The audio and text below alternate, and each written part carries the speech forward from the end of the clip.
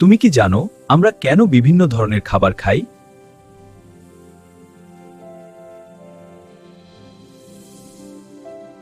আমাদের শরীরকে সুস্থ ও শক্তিশালী রাখতে খাবার খুবই গুরুত্বপূর্ণ।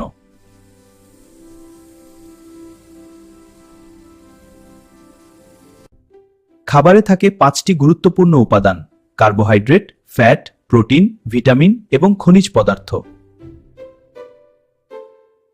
এই প্রতিটি উপাদান আমাদের শরীরের ভিন্ন ভিন্ন কাজের জন্য দরকার।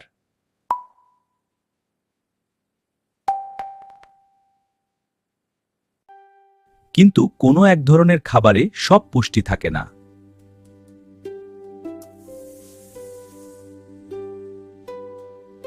তাই শরীরের সব পুষ্টি পেতে আমাদের প্রতিদিন নানা ধরনের খাবার খেতে হবে। বৈচিত্র্যময় খাবারই সুস্থ জীবনের চাবিকাঠি।